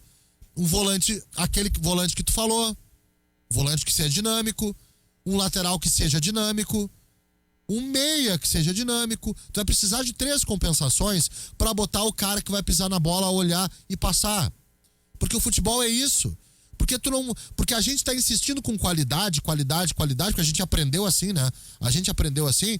E na verdade, o que se precisa hoje é de gente viva, gente saudável, gente que tenha que não pise na bola, Magno, pra poder respirar. Sabe, jogo de videogame que tem aquela barrinha de energia? Gente que tem a barrinha de energia cheia e que não desça rapidamente ao ponto de ficar com a língua estourando aos 10 do segundo tempo, entendeu? Claro que dentro de uma razoabilidade de capacidade técnica. Claro, de né? visão, Também não é tudo pegar isso. pegar um ruim pra Senão fazer botava isso. só o Usain Bolt no Claro. Mas Eu fico com o recado que eu recebi agora aqui do querido Cássio Amaral. Se jogar o Maicon é puro pensamento mágico do Grenal. Ele acha que o Renato, ou melhor, o Cássio pensa que o Renato imagina que vai jogar o D'Alessandro e que tem que colocar alguém para bater de frente com o capitão do Inter. Não, o Grêmio, eu no baseado lugar no do Cudê, escalaria o D'Alessandro. Só que aí não é pensamento mágico, tá? Até porque, para mim, nas condições normais de temperatura e pressão, o D'Alessandro seria um reserva do Inter. Mas para o jogo de hoje, especificamente, não tendo alguns jogadores importantes como o Inter não vai ter, e jogando contra um time que tem problemas físicos claros e evidentes, como é o time do Grêmio, e não é só pela idade, é pelo condicionamento como um todo, eu acho que ter o D'Alessandro desde o início... primeiro, ele não vai perder tanto assim na parte física, mesmo tendo quase 40 anos, porque ele é um jogador que vai enfrentar uma equipe que também vem de questões físicas. Então a parte física fica elas por elas. E aí entra a qualidade. Porque o D'Alessandro é um cara que, jogando na parte central, conduzindo o time desde o campo de defesa, fazendo a bola chegar da defesa ao ataque, não sendo responsável por ficar lá na frente esperando a bola. Não, voltando, construindo, participando do processo coletivo, e imaginando um Grêmio mais fechado, como eu estou imaginando realmente, o D'Alessandro seria uma peça bastante importante. Eu, no lugar do Cudê, eu começaria o jogo com o D'Alessandro no meio e não no ataque. Estamos chegando ao 12h30. Essa é a única divergência que eu tenho do excelente Cristiano Oliveira, tá? Eu tô elogiando pra poder depois Qual é a divergência, Carlão? Eu não começaria com o D'Alessandro. Eu acho que o D'Alessandro pode ser uma peça importante se o Inter estiver ganhando de 2-0, assim. para entrar no segundo tempo, dar uma pisada na bola, ganhar ali o número 500 de jogos com a camisa do Inter, que é uma marca importante. E se o Inter estiver ganhando, isso aí vai ficar muito simbólico, né? Por conta de um Grenal. Mas eu vou manter essa linha de coerência, que é algo que pelo menos eu ando pensando a respeito do futebol atual, justamente para achar que jogadores mais não que o D'Alessandro não seja saudável, mas mais intensos, talvez seja essa a palavra, acho que serviriam mais pro time do Internacional. E depois a gente pode falar sobre montagem aí, a gente já falou sobre a montagem do Grêmio. Eu acho que o D'Alessandro ele vai, eu acho que o segredo do Inter é acelerar o jogo. É aquela loucura mesmo, que o Kudê exerceu, por exemplo, várias vezes, e que o Kudê gosta. E acho que o D'Alessandro ele dá uma pisada nesse cronômetro. O cronômetro roda mais lento com o D'Alessandro. Mas nesse caso eu acho bom, porque é alguém para cadenciar. Às vezes tu baixar a cabeça e começar a correr, tu corre o risco de fazer o que o Marcos Guilherme fazia, que era ficar rodopiando também, né? Assim como os volantes do Grêmio. Eu acho que ter alguém em meio a esse contexto de intensidade, ter alguém que para o jogo e vai pensar, vai dizer, bom, o caminho agora é por ali. Não, vamos parar, o caminho agora é por aqui. Eu acho que seria interessante. Ainda mais pelos desfalques que o Inter tem, né? O Edenilson, por exemplo, alguns caras que conseguem ajudar mais pelo lado, o Inter não vai ter esses caras, vai ter alguém que precise parar e potencializar esse lado, potencializar uma jogada, ou pensar um movimento. E aí é por isso que eu colocaria o D'Alessandro. Mas enfim, é uma opinião, acho que isolada. Claro, mas não sei, eu não acho que isolada. Tem uma coisa que o D'Alessandro, tu mencionas o D'Alessandro jogar no meio, né? Eu tô com a Rafa na linha, cara. Vai na Rafa aí. Fala do ativo pra nós, Rafa, por gentileza, boa tarde. Boa tarde, Zé Aldo, boa tarde, ouvintes. Meu amigo, eu sei que hoje de noite, né, você quer, né, fazer aquele golaço entre quatro paredes. E você vai fazer com um produto de qualidade que está aí no mercado há mais de 10 anos e é indicado aí para você, meu amigo, que tem 20, 40, 60, 80 anos. Gente, vida sexual não tem prazo de validade. Por isso que o Ativo Ultra se faz presente em tantas relações, pela qualidade que ele vai... Perdão. Fechar o microfone é bom também quando acontece essas coisas, deu uma tossidinha. Acho que uma coisa, o Oliveira fala sobre o D'Alessandro no meio, né? Sobre o D'Alessandro como meia. O que pode ser bom, talvez a única coisa que eu veja como positiva, porque eu também tenho aqueles temores de ter outra fase do jogo, voltar para ter a transição defensiva. Tem várias coisas que eu tenho dúvidas com relação a um jogador que tranca um pouquinho processos que deveriam ser mais rápidos, tá? Mas tem uma coisa que eu acho que poderia ser bom. O D'Alessandro talvez seja o único com capacidade dentro do Inter de induzir os volantes do Grêmio, puxar os volantes do Grêmio para a base da jogada.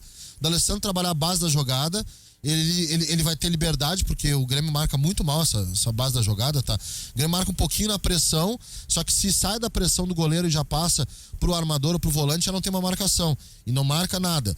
Mas tu tirar os volantes do Grêmio do lugar, tu induzir eles a tentar dar um pega na base da jogada, tu pode conseguir organizar o time numa coisa que o Grêmio sempre sofre, que acho que vai sofrer hoje de novo, que é o 1 contra 1, que é o duelo da zaga com o ataque. Aí talvez o D'Alessandro possa ser um jogador importante, né? E tendo campo à sua frente. Por esse teu raciocínio, bom campo à sua frente. Não é mais conveniente ao Renato utilizar o Orihuela, que é mais jovem, mais veloz, do que um jogo mais cadenciado com o Vitor Ferraz? Mas eu acho que não é por aí a questão, cara. Talvez o maior temor do Grêmio seja... Não, a gente tá falando da defesa, que pode jogar super desfalcado, etc. Talvez o maior temor seja colocar todos os caras que estavam fora ao mesmo tempo dentro. Entende? Tu vai ter caras que recém saíram de lesão, caras que talvez não estejam com condicionamento físico em dia. Quantas já, tem 5 para fazer agora, mas de cara tu já sai com quantas substituições queimadas? O Vitor Ferraz não é um que tá de longo tempo retornando? Também, é outro. Jogou contra o Palmeiras, mas é isso. Também. Mas aí eu acho que o Renato dificilmente a gente vai colocar o Orejuela e o Diogo Barbosa juntos. Porque embora o Cortez ele vem passando por uma fase que não é boa, mas convenhamos, a fase do Grêmio inteiro não é boa. O Cortez ele é um lateral que marca melhor que o Diogo Barbosa. O Diogo Barbosa, ele foi extremamente criticado no Palmeiras, ele foi quase que apedrejado no Palmeiras por conta da sua deficiência de marcação. Boa parte dos gols que o Palmeiras sofria era pelo lado do Diogo Barbosa. No apoio, bom, aí ele sai bem, ele tem uma boa velocidade, ele cruza melhor que o Cortez, ele dá uma intensidade ofensiva, ele dá um repertório ofensivo que o Cortez não te dá. O Cortez, ele tem linha de fundo, mas não tem cruzamento. O Diogo Barbosa, ele é mais completo do meio para frente, mas do meio para trás ele tem imensos problemas. Então acho que dificilmente o Renato vai colocar, ainda mais no meio campo que não é marcador, ele vai colocar Orejuela e Diogo Barbosa simultaneamente. Eu acho muito difícil isso acontecer. São 12h35. Vamos atender alguns recados no Face e vão pro intervalo. Ah, tu tá... Desculpe, Ana, eu tinha me esquecido. A máquina da Ana ali não... perdeu o contato com o público, perdeu o acesso ali. Bem, então vamos fazer um intervalo e a gente volta em seguida para continuar debatendo o clássico Grenal de hoje, o Grenal 427, e atendendo os recados da nossa audiência que está acompanhando o Ganhando o Jogo em nome do Banco Banrisul aqui na Guaíba. O Gustavo fala, Zé Gabriel vem falhando nos últimos jogos. Hoje é o jogo para o Moledo. O Celso lá de Tramandaí manda um abraço a todos nós. O Chapolin também lá do Rio de Janeiro, torcedor do Mengão, tá sempre ligado conosco. O Guilherme, né, fala que alguns estão secando, o Grêmio tá na hora de ganhar um clássico, mas vai perder... sempre vai perder o outro, né? Então aqui é a opinião dele. O Renato também participa conosco, um abraço pra ele. O Fábio Marinho, o pessoal dizendo que a gente tá secando demais o Grêmio, já ficou escancarado isso aqui pro pessoal que tá escutando. Nossa. O Cláudio já acredita que vai ser um empate sem gols, em 0-0. O Dilon Camilo aqui, Musto será o nome do Grenal e fará o gol da vitória do Internacional. O Dilon Camilo, 2022. O Dilon Camilo disse que o Paulão ia parar na seleção. Ele chegou a apostar comigo e eu não apostei por uma mera formalidade de não conseguir apostar. Disse que o Paulão no Inter ia parar na seleção. Olha, eu quero dizer um negócio rapidamente aqui, ainda recuperando a questão Omar Sharif. Eu fico muito feliz que este nome seja sempre lembrado pelo nosso José Aldo Pinheiro, pelo Carlos Guimarães. Estes grandes vultos da história do cinema, das artes mundiais, esse egípcio maravilhoso, e sempre estará em nossa memória, o grande ator Omar Sharif. Uma vez, o David está aqui na minha frente, trabalhou com o guri também. Uma vez contrataram, guri velho hoje. O Lucas Arize ainda meninão. O Lucas Arize, uma vez, para, Davis. E aí o guri chegou, o Lucas Arize, prazer, grande Omar Sharif, o Zé Aldo chamava o cara de Omar Sharif. Não tem nada a ver com a história, só isso. Arize, Sharif, sei lá, vai ver com essa associação que o nosso Medeiros fez. Tem que ser. Os ouvintes, de regra, são bem humorados, entendem as brincadeiras. Tem uns que não gostam. Zé Aldo, esse negócio de dar apelido. Então, se alguém não compreendeu bem, já peço desculpa. Com o Dilon é brincadeira. O Dilon é nosso bruxo. Nos ouve sempre, tá sempre na live. Vacila horrores. Mas o torcedor tem o desconto de ser torcedor. Esses dias eu no trem, eu vi uma inscrição em um imóvel antigo aqui de Canoas, ali próximo, acho que à estação Niterói. Estava lá, corretor de imóveis, Dilon Camilo, sobrevivendo ao tempo daquela velha pintura. Tem duas coisinhas. Posso falar de São Paulo? Isso, tem duas coisinhas que eu queria propor. A gente inclua uma terceira que é o São Paulo. As outras duas são: tivemos uma vitória bonita do Juventude ontem, no sentido de ter garantido vaga para a próxima fase da Copa do Brasil, na combinação dos resultados dos dois confrontos. Ele ganha 2.600.000 de premiação pela CBF, além daqueles outros 5 milhões que ele já havia embolsado anteriormente. A Copa do Brasil está dando estabilidade financeira para o Juventude. E a outra é, o Flamengo ganhou mesmo lá, o jogo teve ameaçado e tal, a Sul-Americana vai ter problemas, já está tendo, e surgiu, no jogo de ontem, surgiu um nome assim que, quando ele foi lançado pelo Fluminense, era tido festejadamente como um futuro centroavante titular da seleção. Mas ele foi para a Europa, voltou e ainda não se achou, e entrou no Flamengo do Jorge Jesus como reserva porque o time estava funcionando. E ontem ele foi bem, pode estar renascendo o Pedro, centroavante do Flamengo. Tá jogando bem, Pedro. Joga muita bola. Tá jogando bem. Vou te dizer, dos atacantes que o Flamengo tem na era Domenech, talvez ele seja o melhor, viu? Na era Domenech. O Pedro é titular em qualquer time da América do Sul, menos do Flamengo. É verdade. Na era Domenech... Qualquer time da América do Sul, menos o Flamengo. Na era do Domenech, ele tá jogando melhor do que os outros, tá? É que Bruno Henrique e Gabigol, se bem, não tem discussão, né? É difícil. É que aí é que tá. E também seriam. Agora chama a titulares. atenção que ele Também escolheu seriam- voltar. Ele quase veio pro Oliveira. Grêmio, né? Sim, Aí sim, que tá sim. o caos. O Pedro seria titular em qualquer time da América do Sul, menos no Flamengo, da mesma forma que o Gabigol e o Bruno Henrique, em forma, seriam titulares também em qualquer time da América do Sul. Tem uma opinião impopular Tanto é que os dois estão no Flamengo. Tem uma opinião impopular isolada quanto a isso. O Gutierrez falou, tanto é que Bruno Henrique e Gabigol não tem discussão numa comparação com o Pedro. Eu acho que tem. Vou te dizer por que tem, tá? O Bruno Henrique é um jogador de carreira já longa, cara. Ele já tem uma carreira de Goiás, o Wolfsburg, Santos, Flamengo. O Gabigol, ele já tem insucesso no futebol. Bem da verdade, o Pedro também, porque o Pedro vai pra Fiorentina e Fiorentina do Ribeirinho, inclusive. Ficou 6 meses só, não jogou, né? E não consegue jogar. Ameniza um pouco o lance dele ter tido lesão. Mas será que a gente tá diante de um cara que é bem menos do que Bruno Henrique e Gabigol para não ter essa discussão? Será que Gabigol e Bruno Henrique não é um recorte de Jorge Jesus no nível que eles jogaram? Fica só uma Não, pergunta. o Gabigol foi goleador do Campeonato Brasileiro com o Santos também. E por isso o Flamengo Gabigol pagou um caminhão não é por um- ele. E o Bruno Henrique? E o Pedro no Fluminense não era um jogador que impressionava? Eu vou te dizer uma coisa, tá? Vou te dizer pra ti, como diria o outro. Eu prefiro Bruno Henrique a Gabigol. Certo. O Bruno Henrique, ele é um jogador... O Bruno Henrique, ele é muito alto. Ele tem 1,85 m. Ele é um excelente cabeceador. E, além disso, ele tem velocidade, ele tem drible, ele tem inteligência, que é algo que muitas vezes falta pro Gabigol. O Gabigol é um grande definidor, né? E tem muito recurso técnico. E é muito jovem. O Gabigol, cara, deve ter o quê? Uns 24 anos. O Gabigol, ele é muito jovem. É que ele surge... 24 anos. É que ele surge muito cedo pro futebol. O Gabigol surge no Santos num jogo de Copa do Brasil contra o Grêmio. Magrinho, carequinha e sem tatuagem. Eu não lembro quem é do Santos que se machucou, que foi vendido um dia antes do jogo. E o Gabigol mesmo deu declaração no outro dia e disse: cara, eu tava na minha casa comendo traquinas, jogando videogame, e os caras me ligaram: meu, vem concentrar. Faltou um cara aqui, tu vai ter que vir. E isso com 16 para 17 anos. Ele surge muito novo.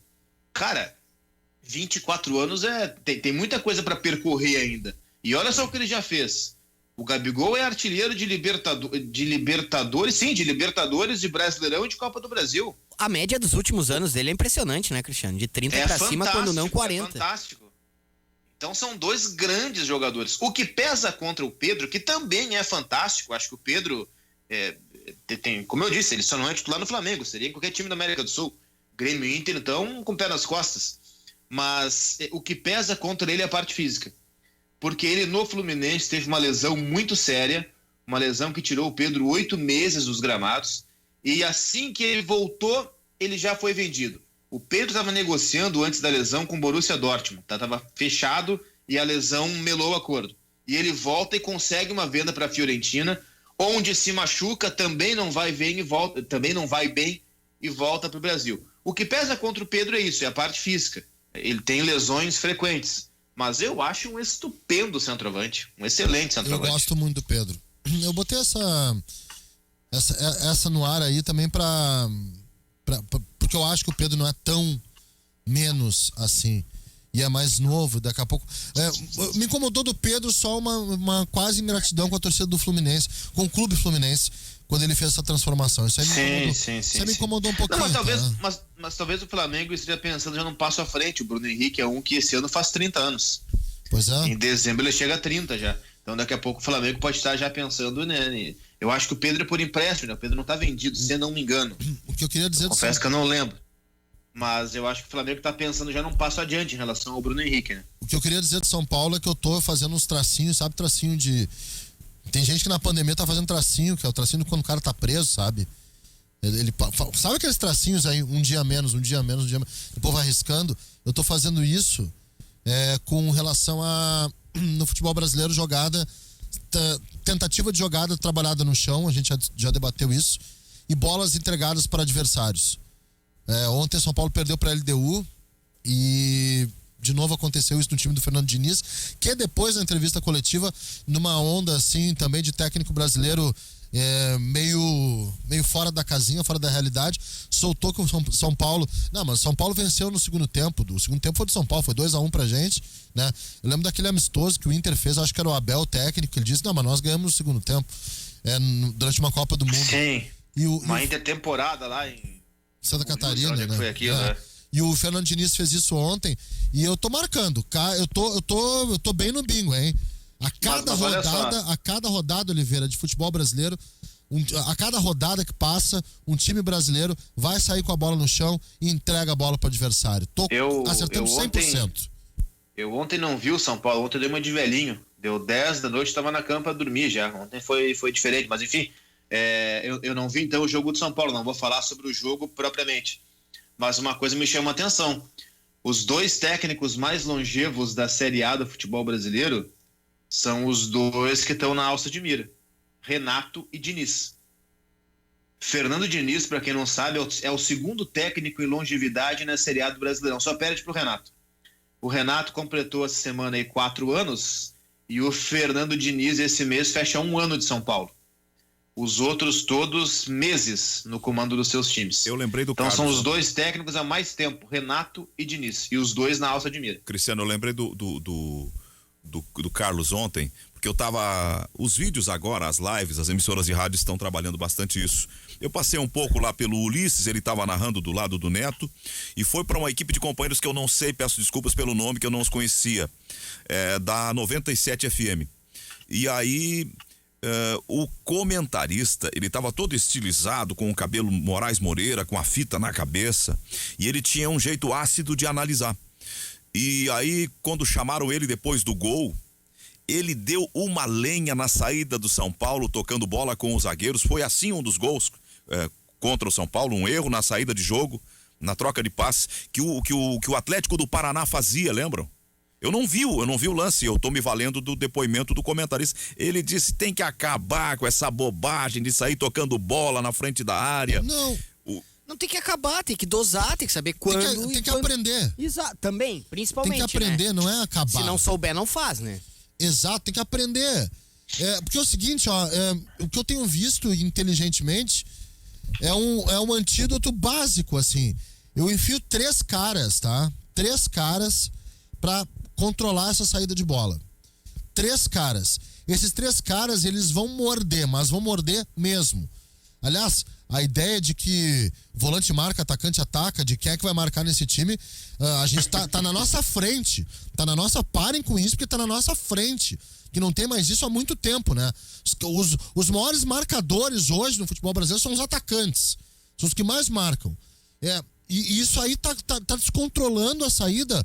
Cara, se eu tô vendo que tem 3 caras marcando a minha saída, esquece, vai pro balão mesmo, vai pra uma ligação direta, tenta uma forma de não rifar muito a bola, treina isso e gera uma alternativa por uma jogada que tá sendo muito marcada e tá sendo muito mal executada. Ô Guimarães, a gente vive um momento assim no país onde parece que só há 2 opções, né, que são os extremos.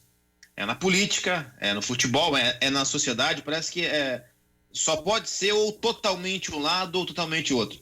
E esse negócio da saída de bola por baixo me lembra, eu vou dar o crédito sem problema, me lembra, é bastante conhecida a Crônica do Ovo, do Luiz Fernando Veríssimo. Ele uma vez escreveu, cara, isso faz tempo, mas por algum motivo ficou na minha cabeça. Ele escreveu assim, um dia sai a notícia que os especialistas a partir de agora descobriram que ovo faz mal. Não se pode comer ovo de jeito nenhum. Então tira o ovo, não come ovo nunca mais. E ele dizia, poxa, mas eu gosto de ovo, vou sentir falta e tal, beleza. Da uma semana, tem a manchete, especialistas de outra universidade descobrem que ovo faz bem. Aí o cara, faz bem. O cara vai lá e come 12 de ovos por dia. Resultado, fica adoecido, passa mal. Gente, é o meio termo. É isso. Não precisa tirar o ovo do cardápio, mas não precisa comer 15 ovos por dia. É isso. Não vai ficar o jogo inteiro dando balão achando que vai resolver, porque não vai. Nós não estamos mais em 1920. Só que também não vai querer sair jogando com 2 zagueiros duros, contra 5 atacantes sedentos pela bola perto da área, que não vai dar certo. É isso, é o meio termo. Se dá para sair jogando, sai. É bonito, é legal, tem estudos aí feitos já por várias universidades, times que saem jogando com bola, jogando com passes curtos, o número de gols feitos através dessa jogada é maior do que o número de gols sofridos por erros na saída de bola. Tá? Os estudos estão aí para quem quiser ver, de Portugal, da Inglaterra, de um monte de lugar. Agora, tu tem que potencializar isso. Sair jogando sempre que possível. Se tu não precisa dar o balão, não dá o balão. Agora, se não dá para sair jogando, não sai jogando. Não vá ser idiota, né? E é esse meio termo que eu acho que muita gente não conseguiu identificar. E tem muita gente que não sabe fazer. É muito, cara... isso aí eu vi... Campeonato Estadual teve isso também. Os estaduais tiveram isso. O Aimoré, se eu não me engano, fazia isso. Eu acho que o Aimoré fazia isso.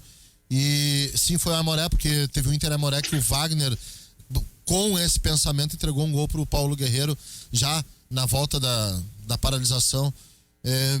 Esse conceito é maravilhoso, é legal esse conceito pra caramba. E os treinadores, eles têm uma espécie de apego pelo estilo, né? Eles sofrem com o resultado, eles são demitidos por resultado. É o tal de forma e conteúdo, né, cara? Não, efeito, mas causa e efeito, ou forma e efeito. Eles são demitidos por resultado, o que segura o emprego é resultado, o que dá valorização é resultado, a vida deles ela é modulada pelo resultado, mas eles têm um apego ao estilo. O estilo parece importar muito, e parece importar muito também as análises. É claro que a gente tem que entender os meios para chegar ao fim, mas no meio não é estilo, o meio é método. Enfim. Eu falo de forma e conteúdo. Essas abstrações que eu falo, Zé. Eu falo de forma e conteúdo no sentido que às vezes tu tem a forma, mas se o conteúdo não é bom, tu não desenvolve. E se tu tiver um conteúdo sem forma, apesar do conteúdo, vai ficar comprometida a qualidade do teu produto, o reconhecimento. E no futebol se traduz isso assim, ó. Tá, eu vou jogar no modelo de 3, saída de 3, mas os meus jogadores eles não sabem fazer isso. Então eles têm que saber, eles têm que fazer e aí vai fazer errado. E tem muito disso do que falou o Cristiano Oliveira, são ondas. Não dá pra dizer ondas estéticas, mas eu uso isso muito a quem... Dá pra ver... Observa o cinema, pega um recorte de tempo, modismo, tudo igual. Exato. Sim, sim. Mas às vezes digamos, é producente essa onda, né? Surfá-la. Mas às vezes os times sem a capacidade pra isso, sem prancha, sem nada, tentam surfar, né? Meu cabelo bonito, vamos terminar por obrigado, hoje. Zé. Meu querido Gutierrez Sanches, obrigado, Cristiano Oliveira. Te vejo mais tarde, tá? Valeu, até daqui a pouco. Vou postar uma fotografia nossa, agora um retrato nosso, como diz o Magno, pra chamar o pessoal pro Grenal. Se bem que se eu postar fotinho nossa, acho que o pessoal não vai vir, né? Vai ser uma alegria te encontrar e se eu me atrapalhar, me salva. Pra né? ouvir. Não vai te encolher. Vai faltar... Não vou, mas anota a escalação quando o repórter disser. Se eu errar na planilha, tu me socorre, não fica fazendo forfé. Planilha é o que a gente faz de melhor. Ô Magno, um beijinho pra ti, tá, Zé, o problema, Zé, um beijo pra ti, evidentemente, um grande Grenal pra todos nós, especialmente pra ti que vai estar à testa no comando da nossa jornada esportiva, mas o problema dos retratos dos comentaristas e narradores da Guaíba é de espaço. Na tela, né? Todos rechonchudos. Muito bem, terminou. Não, mas eu vou fazer uma edição aqui. Estouramos muito. Eu sou mais magro que vocês, estou emagrecendo. Um abraço, Orestes. Meu padrinho. Um abraço, bom trabalho pra ti. Benção. Beleza. Compartilha o nosso link hoje lá, nos acompanha, dá volume no rádio, faz barulho em casa, nos dá aquele apoio. Obrigado, Orestes de Andrade, obrigado, Carlos Guimarães, Ana Guiar, mais uma vez parabéns pelo trabalho e obrigado pelo apoio que nos dá sempre aqui. Voltamos amanhã, 11 da manhã. Tchau pra todos, bom dia.